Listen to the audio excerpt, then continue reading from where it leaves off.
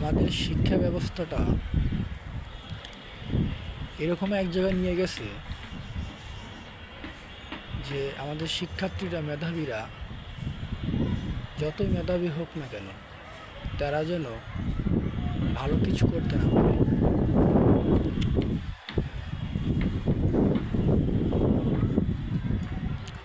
Dhaka university ভাই, সবাই তো ভাই চান্স পায় না। এই এই প্রতিষ্ঠানটা এমন এক প্রতিষ্ঠান, মেধাবীদের কারখানা।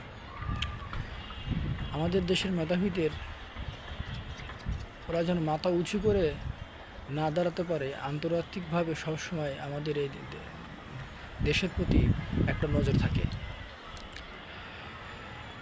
আমি যারা যারা কোটা পক্ষে বা বিপক্ষে